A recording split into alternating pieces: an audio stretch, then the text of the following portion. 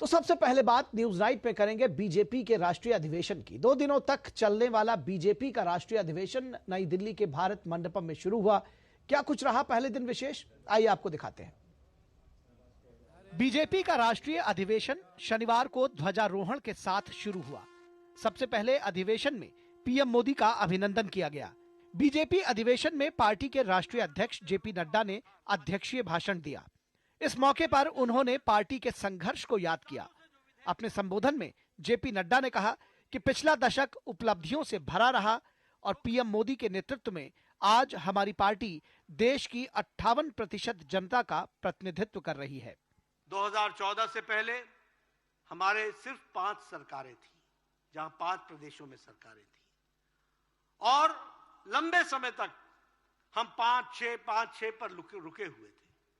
लेकिन 2014 के बाद आपको जानकर के खुशी होगी कि आज एनडीए की 17 प्रदेशों में सरकारें हैं और 12 प्रदेशों में विशुद्ध भारतीय जनता पार्टी की सरकार है। पार्टी अध्यक्ष ने कहा कि मोदी जी की हैट्रिक लगेगी और एक बार फिर देश में भाजपा की सरकार बनेगी। 2024 में मोदी जी की सरकार की हैट्रिक लगेगी, 3rd टर्म आएगा और हम तीसरी आर्थिक शक्ति बनकर तैयार होंगे, ये भी हमको ध्यान रखना है। हमारे कुछ विरोधी पार्टी के लोग बड़े अर्थशास्त्री आजकल बने हुए हैं। ग्रोथ नहीं हो रही है।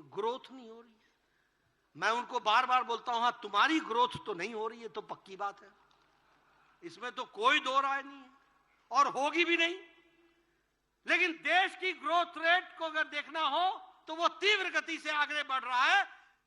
भाजपा महासचिव विनोद तावड़े ने पार्टी के पदाधिकारियों की बैठक की जानकारी देते हुए बताया कि प्रधानमंत्री ने कहा कि इस बार चुनाव में विपक्ष तू मैं की राजनीति करेगा, लेकिन पार्टी कार्यकर्ता सरकार के कामों को लेकर जनता के बीच जाएं। विकास युक्त ये सरकार, ये कार्यकाल रहा, ये जनता के पास ले जाने का आग्रह आदरणीय प्रधानमंत्री जी ने हम सब पदाधिकारियों को संबोधित करते हुए कहा। उन्होंने ये भी आग्रह से कहा कि विपक्ष इस चुनाव में तू मैं की राजनीति ज्यादा करेगा, अनावश्यक भावनिक मुद्दाओं को ज्यादा उछालेगा, लेकिन हमको विकास के आधार पर हमने जो गरीब कल्याण का काम किया है, उस गरीब कल्याण के काम को लेकर ही आने वाले दिनों में हमारा कैंपेन होगा। गौरतलब है कि 2 दिवसीय अधिवेशन में पीएम मोदी का समापन संबोधन होगा। दूसरे और अंतिम दिन दूसरा प्रस्ताव भी पेश किया जाएगा। राजेश राज के साथ शैलेंद्र मिश्र की रिपोर्ट, डीडी न्यूज। और बीजेपी के राष्ट्रीय अधिवेशन के पहले दिन राजनीतिक प्रस्ताव पारित किया गया। प्रस्ताव में मोदी सरकार की तमाम उपलब्धियों का जिक्र किया गया है और कहा गया है कि विकसित भारत मोदी की गारंटी है। बीजेपी के राष्ट्रीय अधिवेशन के पहले दिन रक्षा मंत्री राजनाथ सिंह ने राजनीतिक प्रस्ताव रखा, जिसे पारित कर दिया गया। विकसित भारत मोदी की गारंटी नाम से रखे गए प्रस्ताव में मोदी सरकार की तमाम उपलब्धियों का जिक्र किया गया है। प्रस्ताव में कहा गया है कि मोदी जो कहते हैं वो करते हैं। आज मोदी की गारंटी सबसे अधिक उनके काम आ रही है जिनके पास बैंक को गारंटी देने के लिए कुछ नहीं था। साल 2014 तक भी देश में करोड़ों लोग ऐसे थे जिनका बैंक में खाता नहीं था, और आपको मालूम है 50 करोड़ गरीबों के देश में खाते खुल गए हैं। आज बिना गारंटी के रेहड़ी पटरी वाले लोगों को बैंकों से लोन मिल रहा है। उनकी गारंटी किसने दी है? उनकी गारंटी देने वाला भी तो कोई चाहिए। उनकी गारंटी देने वाला एक ही भारत माता का सपूत है, जिसका नाम है नरेंद्र मोदी, जो आज हमारे भारत के प्रधानमंत्री। रक्षा मंत्री राजनाथ सिंह ने राजनीतिक प्रस्ताव में पश्चिम बंगाल में महिलाओं पर हो रहे जुल्म पर चिंता जताई। उन्होंने कहा कि एक तरफ हमारी सरकार ने नारी शक्ति वंदन विधेयक पास कराकर नारी को सशक्त किया, तो वहीं बंगाल में जिस तरह की घटनाएं घट रही हैं, वो चिंता का विषय है। हमारे ही इस देश में एक राज्य है वेस्ट बंगाल। क्या हो रहा है वहां? नारियों के साथ किस प्रकार का जुल्म ढाया जा रहा है, उनकी इज्जत और अस्मत के साथ खिलवाड़ किया जा रहा है। पश्चिम बंगाल की संदेश खाली में जो कुछ भी हुआ है, और हमारे कार्यकर्ता जिस बहादुरी के साथ इस जुल्म और अत्याचार के खिलाफ लड़ रहे हैं, मैं अपने वेस्ट बंगाल के कार्यकर्ताओं का अभिनंदन करना चाहता हूं। और इस प्रकार की घटनाएं मैं समझता हूं सभ्य समाज के मस्तक पर कलंक है। इसकी कठोर निंदा की जानी चाहिए। और साथियों, मैं कह सकता हूं कि भारत को संवैधानिक, राजनीतिक, सांस्कृतिक और सामाजिक रूप से मजबूत करने के लिए मोदी जी ने जो प्रयास पिछले 10 वर्षों में किए हैं, वो इस देश के इतिहास में दावे के साथ मैं कह सकता हूं पहले कभी नहीं हुआ है। रक्षा मंत्री राजनाथ सिंह ने कहा कि अब की बार 400 पार एक नारा नहीं बल्कि हर कार्यकर्ता का संकल्प होना चाहिए। इस संकल्प को लेकर गांव-गांव जाना है और प्रधानमंत्री नरेंद्र मोदी को तीसरी बार प्रधानमंत्री बनाना है। राजनीतिक प्रस्ताव का अनुमोदन वित्त मंत्री निर्मला सीतारमण ने किया। राजेश राज के साथ शैलेंद्र मिश्र, डीडी न्यूज, दिल्ली। और इस विषय पर विस्तार से हम चर्चा करेंगे। आज के हमारे विशेष का विषय भी यही है, भाजपा का राष्ट्रीय अधिवेशन 2024 की रणनीति। आखिर क्या है 24 की बीजेपी की रणनीति, भाजपा का राष्ट्रीय अधिवेशन 24 की रणनीति, ये आज हमारा विशेष है और इस पर हम खास चर्चा करेंगे। भाजपा का राष्ट्रीय अधिवेशन 2024 की रणनीति।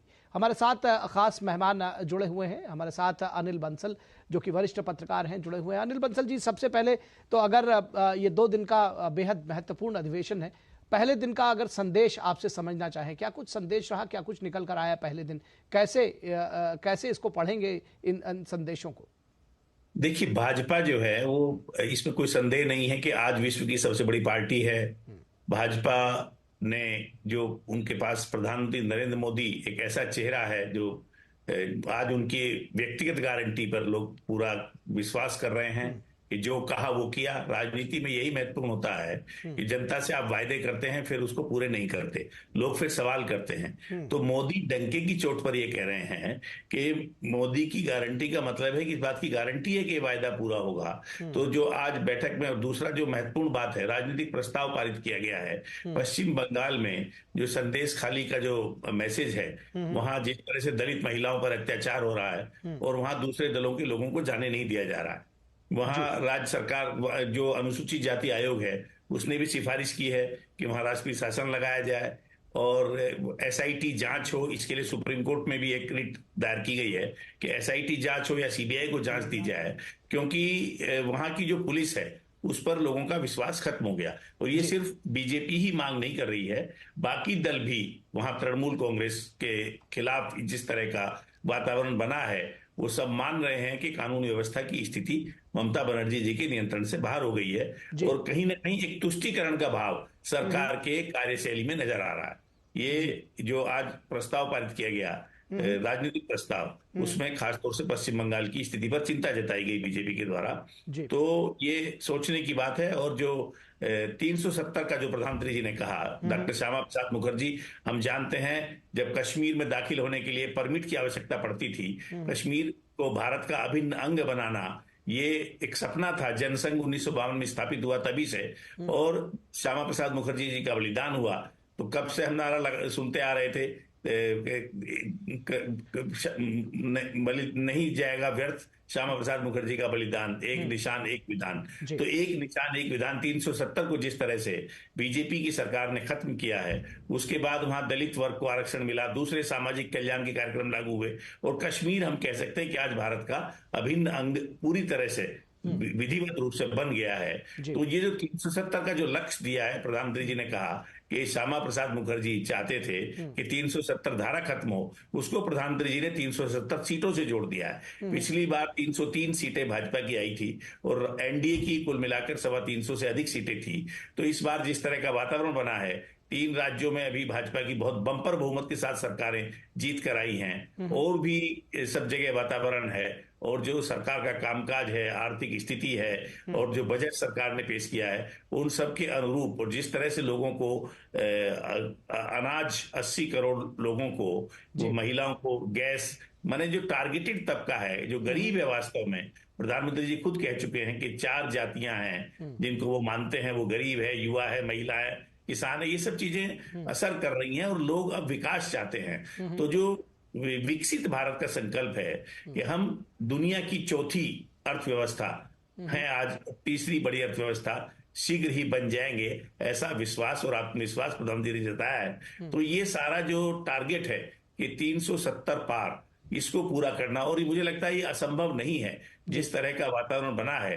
और जब शुरू में ही जब इंडिया गठबंधन की बात आई थी तो ये बातें उठी थी कि जो लक्ष्य, देखिए जिस किसी उद्देश्य का एक ही मिशन है, नकारात्मक प्रधानमंत्री मोदी को सत्ता से हटाना है, इसलिए हम एकजुट होना चाहते हैं, ये कोई वजह नहीं होती।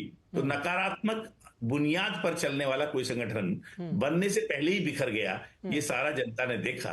तो अगर वो कोई ठोस कार्यक्रम लाएं, बेहतर कार्यक्रम लाएं, इस सरकार की नीतियों से बेहतर नीतियां लाएं, तब एक विकल्प के तौर पर सामने आए तो समझ में बात आती है। सिर्फ ये लक्ष्य लेकर के हमको फला आदमी को सत्ता से हटाना है, आओ सब एकजुट हो जाओ, तो ये मुझे लगता है चलता नहीं। और आज जो कहा जा रहा है कि स्थिति कौन है, मुकाबले में ही कोई नहीं है, किसी इंडिया गठबंधन बिखर गया, यूपीए के पास वो ये बताने की स्थिति में नहीं है कि उनका प्रधानमंत्री पद का उम्मीदवार कौन होगा, किसके चेहरे पर चुनाव लड़ेंगे।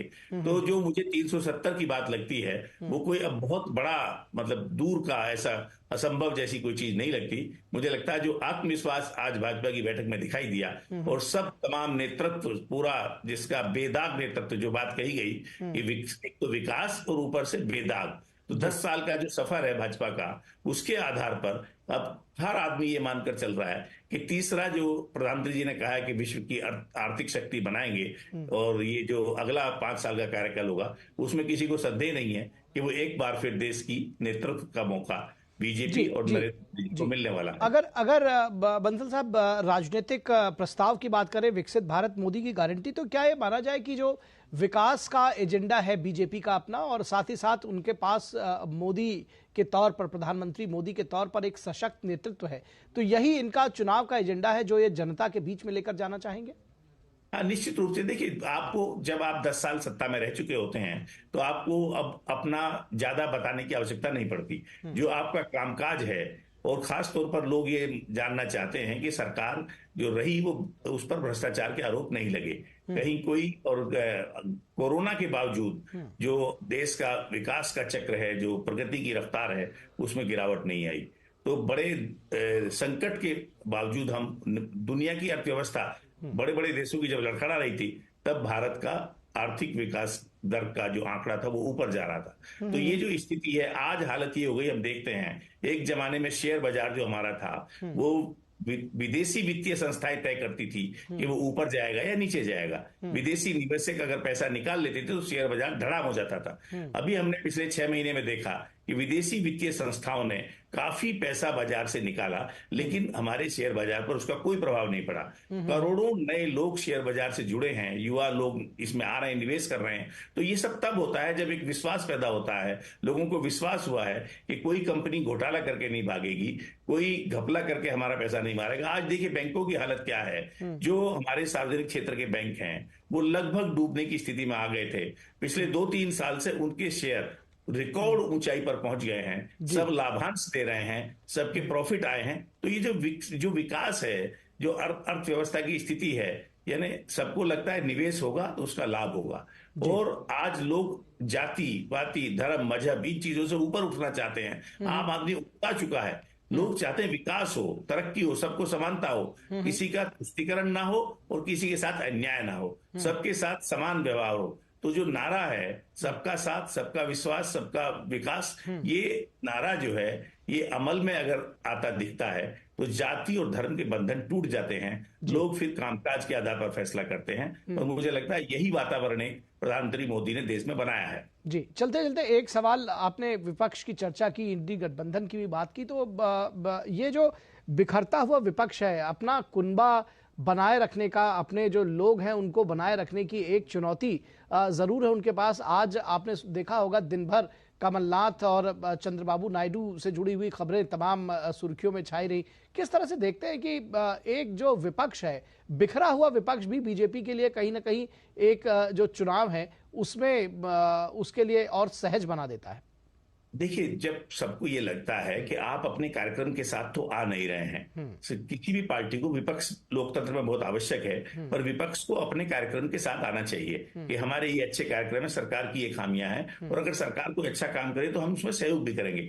आप लगातार नकारात्मक राजनीति करते हुए फिर कहीं ना कहीं आम जनमानस के निशाने पर आते हैं। और यही कारण है कि जो आज कांग्रेस पार्टी है, जो देश की सबसे बड़ी एक तरह से विपक्षी पार्टी है अभी भी, तो उसके नेताओं में असंतोष है, बिखराव है, कोई उनकी सुनने वाला नहीं है। जो उनके नेता हैं, सब जानते हैं कि खड़गे जी राष्ट्रीय अध्यक्ष हैं, पर शक्ति का असली केंद्र कहीं और है। जो उनके दूसरे नेता हैं वो पदयात्रा पर निकले हुए हैं, पार्टी बिखर रही है, नेता पार्टी छोड़ छोड़ कर जा रहे हैं, क्योंकि कोई शिकवे शिकायत सुनने वाला नहीं है, किसी को अपना भविष्य नजर नहीं आ रहा है। और जो नए लोगों को जो लगता है ना कि प्रधानमंत्री का पद तो सुरक्षित हो गया, अगर सत्ता में आएंगे तो राहुल गांधी होंगे या प्रियंका गांधी होंगी या सोनिया गांधी होंगी, है ना।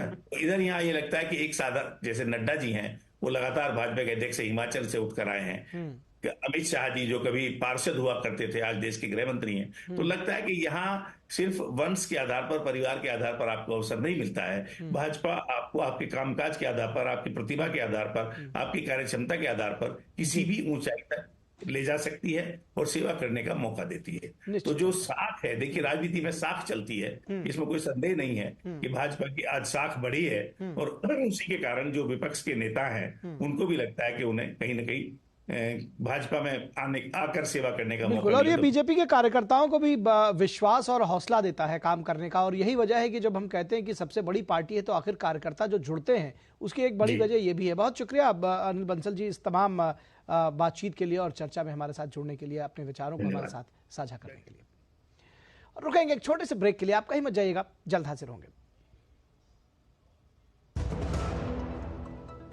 टेक स्टार्टअप सॉलिड था, प्लान था कड़क, करना था समथिंग ग्रेट, पर शुरू से प्रॉब्लम्स ने घेरा यूं कि बिजनेस हुआ अपना लम्बेट। बिजनेस गुरु की जरूरत थी खास,